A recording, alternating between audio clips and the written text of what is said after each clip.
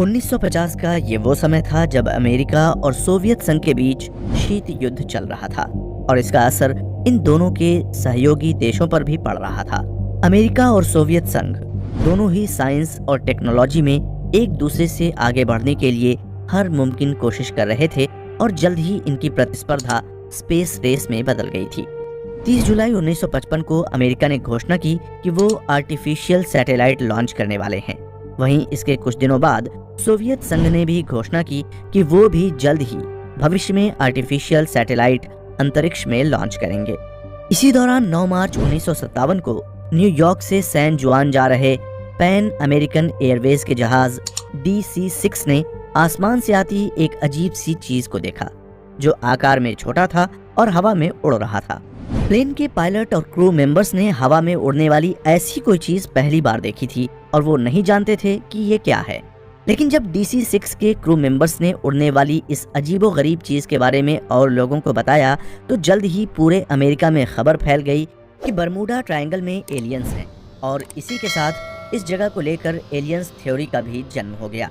अब जो लोग भूतिया रहस्यमयी कहानियों पर यकीन नहीं रखते थे उनके लिए एलियंस पर यकीन करना ज्यादा आसान था।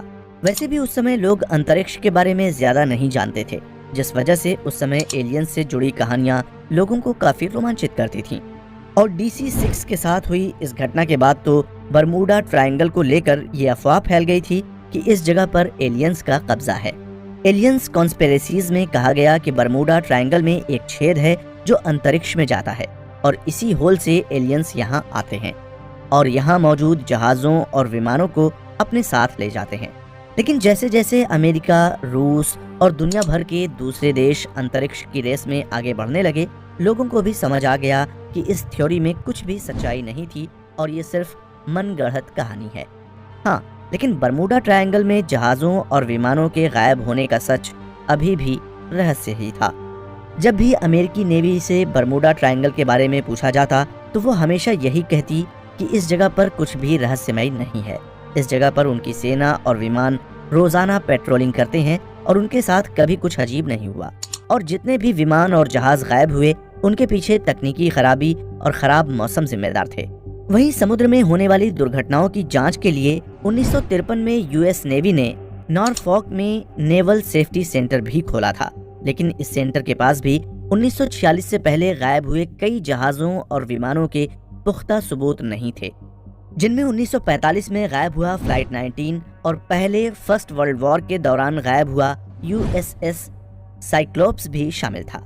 जो कैसे गायब हुए और कहां गए कोई नहीं जानता।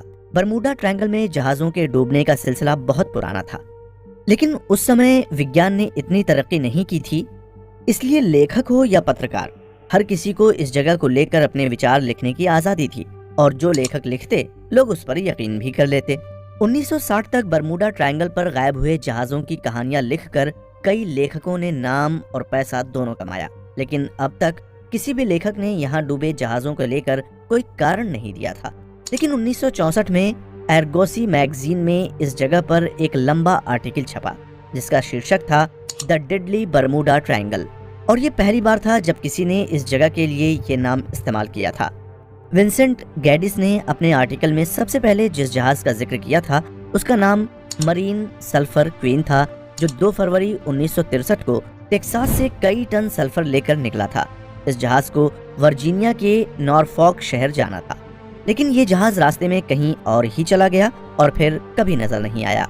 और जब कई दिनों तक इस जहाज की खबर नहीं मिली तो यूएस के कोस्ट गार्ड ने इसके लिए सर्च ऑपरेशन शुरू किया और इस जहाज के गायब होने को लेकर एक रिपोर्ट जारी की, जिसमें लिखा था कई सर्च ऑपरेशन के बाद हम इस नतीजे पर पहुंचे हैं कि मरीन सल्फर क्वीन जहाज और उसमें मौजूद सभी 39 क्रू मेंबर्स खो गए हैं। ये जहाज 4 फरवरी 1963 को स्ट्रेट्स ऑफ फ्लोरिडा में गायब हुआ था और तब से इसका कुछ पता नहीं चल पाया।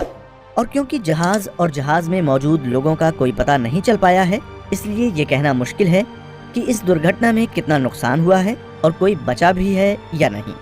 वहीं अपनी इस रिपोर्ट में कोस्ट गार्ड ने जहाज के गायब होने के पीछे कुछ कारण भी दिए, जिसमें पहला कारण उन्होंने ये बताया कि हो सकता है कि इस मालवाहक जहाज में कोई धमाका हो गया हो या फिर शिप का हल गिर्डर फेल हो गया हो, जिससे जहाज के 2 टुकड़े हो गए हों। इसके अलावा शिपगार्ड का मानना यह भी था कि हो सकता है कि किसी जहाज से टकराने से जहाज डूब गया हो। बरमूडा ट्रायंगल से जोड़ते हुए विंसेंट गैडिस ने अपने आर्टिकल में एक और दुर्घटना का जिक्र किया और ये भी 1963 में ही हुई थी, लेकिन ये कोई जहाज दुर्घटना नहीं थी बल्कि एक विमान दुर्घटना थी। 28 अगस्त 1963 को अमेरिकी वायुसेना के 2 विमान रिफ्यूलिंग मिशन के लिए दक्षिणी मियामी से अटलांटिक के लिए रवाना हुए थे। इन दोनों विमानों में 11 क्रू मेंबर सवार थे। दोपहर तक ये विमान उत्तर पूर्वी मियामी से तकरीबन 800 मील दूर और बरमूडा देश से 300 मील दूर पहुंच चुके थे और ये विमान अचानक वायुसेना के रडार से गायब हो गए। अमेरिका की वायुसेना के एक वक्ता ने इन विमानों के गायब होने के बारे में कहा कि रेडियो पर संपर्क करने के लिए ये दोनों विमान नए थे और जब ये गायब हुए तब ये एक दूसरे के साथ भी नहीं उड़ रहे थे, तो हो सकता है कि ये विमान आपस में ही टकरा गए हों। इस घटना के बाद वायुसेना ने अपने दूसरे विमानों को इनकी खोज के लिए भेजा और काफी खोजबीन के बाद बरमूडा देश की दक्षिण पश्चिम सीमा से करीब 260 मील दूर समुद्र के ऊपर किसी चीज का मलबा तैरता हुआ नजर आया।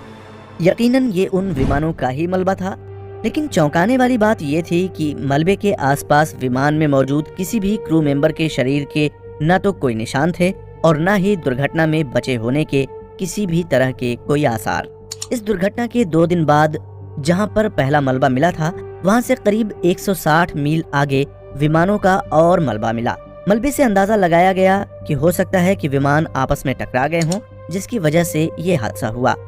लेकिन विमान में मौजूद क्रू मेंबर्स अगर हादसे का शिकार हो गए तो उनके शरीर कहाँ, या फिर अगर वो किसी तरह विमान से बच निकलने में कामयाब हो गए तो अब तक वो कहाँ हैं, कुछ पता नहीं चल पाया।